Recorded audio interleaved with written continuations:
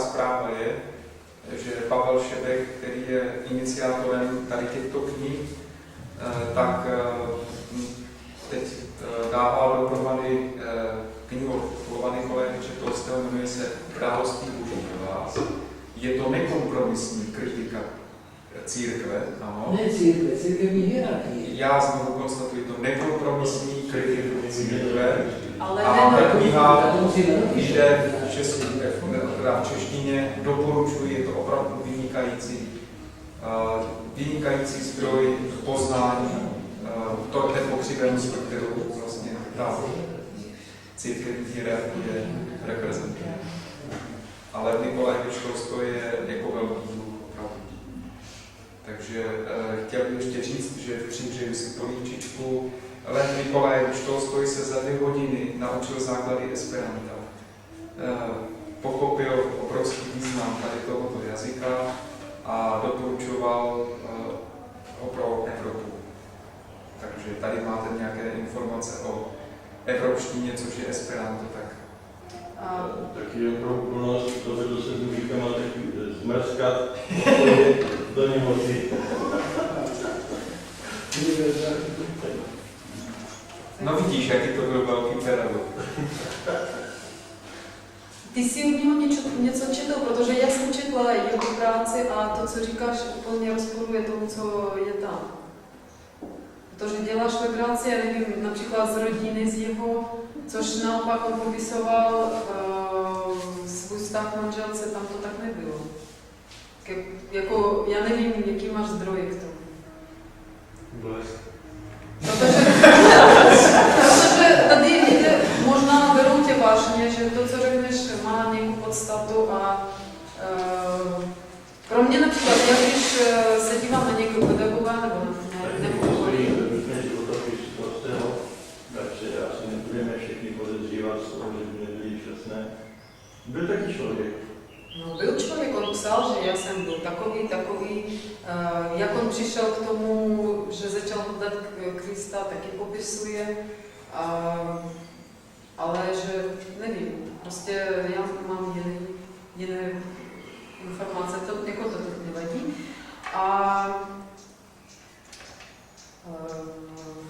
Egománi, teď jsem...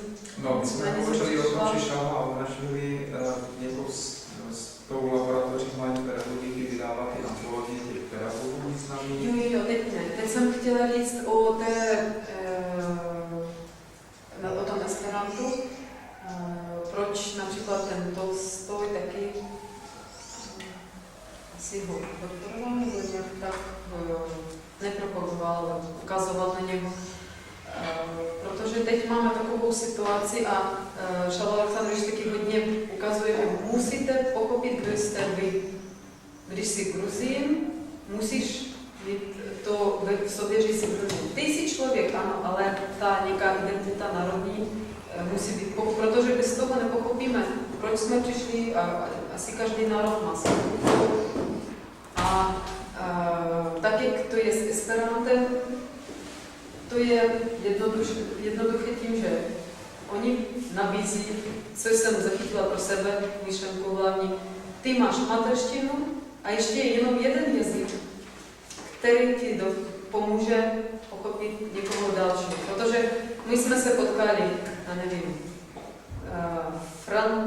to byl českého původu Francouz, který měl francouzsky a anglicky. A já nevím, někdo měl rusky a německy. Jako ten má 2 jazyky mezinárodní, ten taky má, jako by 2 ruské a německy taky jsou jako mezinárodní. A domluvali jsme se tak. Takže opravdu to bylo Šaul Alexandrovič, to nic, já jsem na mnohé otázky se neptala, nebo i Štětíně, ale tam je ten úkol, že mateřština musí být v tom nejlepším, dominantně a v nejlepší kvalitě.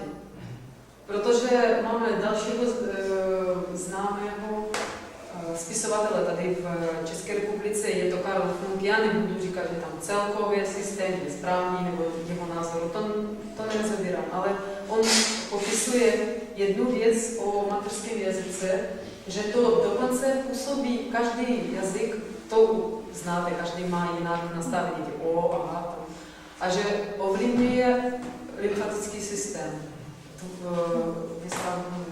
No, že mateřský jazyk má vliv na vývoj lymfatického systému toho dítěte. Takže vlastně ty tělní tekutiny podle té vibrace toho jazyka se utváří, takže Germáni mají potom prostě jiný charakter než Slované a podobně. Ještě k tomu jenom jazyku má perlička. Jak jsem tady zmiňoval ten mezinárodní projekt, tak bylo velice zajímavé a úsměvné, že ty děcka říkali, no my jsme byli šťastní, že jsme se dokázali s nimi domluvit bez angličtiny.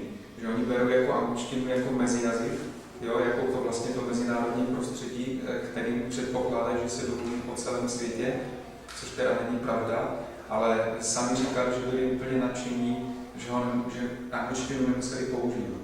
No, že vlastně se dorozuměli třeba s tím Polákem, přitom polštinu nikdy jako neslyšeli, nebo s tím Bělorusem, bez tady toho, což bylo pro mě jako taky takové zajímavé zjištění. Ale ještě hloubší k tomu upozornění, že když my máme tak, že například já jsem překladala z češtiny do ruštiny, z ruštiny do češtiny, protože ruštinu znají Rusy, Bělorusy, Ukrajinci, takže já nemusím navíc běloruštinu neumím.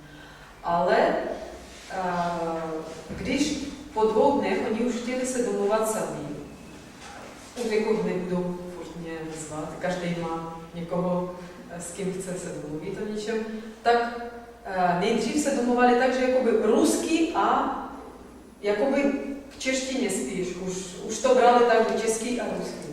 I když Polky neznali ani ruský, ani český, takže to bylo, a možná Polky to napravili.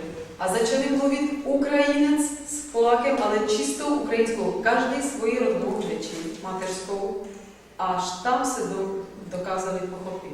Protože když Ukrajinec mluví rusky, no my aspoň to máme nastavené, moje děti například mají mateřštinu ruštinu, když oni jsou Ukrajinky. Já dokonce nevím, jak mám mateřštinu, protože měli jsme něco uprostřed a pak jsem začala učit ruštinu ukrajinštinu. Ale když začali opravdu tím svým rodným jazykem, tak ten druhý nějak to, já nevím, jakým to mechanismem je, a ten tomu porozuměl líp než jakémkoliv jiném ruském a anglickém vyjádření. Takže Michal Petrovič taky, když Petr souhlasí, když to tam nějak do harmonogramu nebo v jiném volném času. Jo? Takže dáme to, co říkal i Michal Petrovič, ale tam je o národech, potom jazyku kultury, ale co on řekl nám osobně, že hodně si váží český národ. Jenom upozornění pro nás, vy jste Čechy. Vy jste Čechy. Žádná Česká republika, Morava, Slezsko, ne. Vy jste prostě Čechy. I když jsme Moraváci. Jo, takže když někdo vám říká, že poselství pro český národ, to neznamená, že pro český národ a vy ne. Takže opravdu, že si váží českého národu hodně věnoval pozornosti a mě opravdu trošku až... Podobně jako kdyby my považovali Rusy za Mongoly. Ale v podstatě Češi jsou Moraváci, kteří došli do školy. No podívejte se, a vy máte, že já jsem Ruska, já jsem z Ruska, přitom já jsem z Ukrajiny. No vy víte, i já vím, že vy jste ze Slovenska a někdo je z Moravy. Já jsem z Moravy, já jsem z Moravska. Ale někdo to bere jenom Rusko a jenom Čechy. A to taky je nějaký zájem. Tak to je nekulturní člověk, který takhle hovoří. Nekulturní. Odkud můžeme to vědět? No, protože takhle hovoří prostě. Tak neznalost. Oficiálně se používá Česko. U nás je Čechia, název státu. Čechia, žádná Česká republika. Takže to dobře nekulturní. Člověk, který nerozeznává Rusa od Ukrajince, promiňte, to je nekulturní člověk. Tak občas sám Ukrajinec nebo Rus nemůže se rozeznat, kdo je. Protože to je tam tak všechno. No ale já například, já jsem se narodila v regionu na jihu nám to v historii popisují, že to je celkem, musíme být vděční ruské imperii, protože oni tam postavili Cherson a to a prostě oni tam nabudovali a tam předtím nic nebylo. Prostě nic nebylo. Přitom, že já vím, že pod Chersonem, tam, kde jsem bydlela, je jak se to Městis, kde jsem bydlela jako většinu svého života, tak tam on se dělil, jenom lidé to tak říkají, to nás to nepíšou na zdraví, on se dělil na kardinály, to je jako rajon, a Kebychu a centrum. Tak ta Kebycha, to byla ta stará část, ve které žili kozáci. Tak jasně, že to nebylo později, než přišla tam ruská imperie, protože naopak oni nejdřív bojovali a pak přišli. A ještě navíc sousední vesnici našli ty amfory. Tak tam nic nebylo, pokud nepřišla. Ale máme tam většinou přesedlíky nebo z Ruska a pak někoho u nás to hodně Michalova, tak... To je Stalinova národnostní politika, ne? No. Takže o tom jsme kulturní, nebo nekulturní. Jsme všichni. Bylo před Ruskem nebo Polsku? Byla Ukrajina. Jako žena nemusím odpovídat. Můžu se k té pedagogice, když jsi tam pováděla ten příklad, že oni se teda šeptem, ten učitel na těch žáků, zajímalo mě, jestli se zeptá všem, anebo jo, jako jestli... Takže všechny donutí v vozovkách. No donutí, jo. Jako, a ty ještě ne? Prosím tě, čekáme, nebo ne, nezastavují, když... Anebo pomůží. Aha, takže tam není problém to, že takový ti pomalejší vždycky prostě mají... Ne, naopak. Pohlídá se tam všechny. Každý. A dokonce například on ještě všechny, ne všechny, a jak to například jsou děti, které chodí později do výuky, jo, je prostě zpoždění. A on říká, my nesedíme, ne tak, a teď budeme čekat na vás. To jako ne, ale když už začnou, jako, já jsem chtěl opravdu dávat tu nějakou aktivní nebo zajímavou část i na začátek, ať ten každý ví, že na začátku je to nejlepší. A když má zpoždění, já jsem chtěl toto, ale vás tady není, nebo tam, já nevím, Petr tady není, Pavel, jo. A to já nevím, teď můžeme prostě ten čas ztratit, co budeme dělat, počkáme. Většinou ano, počkáme, občas už říkají ne, ale většinou se snaží tak, ať ten kolektiv taky mazají. Ne, vzdáme se toho například, budeme dělat úkoly podle knížky, ale s vás taky to uděláme. A když přijde, říká, no tak co, proč jsi tak dlouho chodila, kde jsi byla? Aha, zase ty jdeš o 5 minut později, nebo to ne. A rychle, chceš nějakou pomoc, jako, ani se neptej, anebo narychlo, co se stalo, všechno v pořádku, tak potom to probereme, pokud v pořádku. A posaď se, protože my jsme čekali, ať začneme.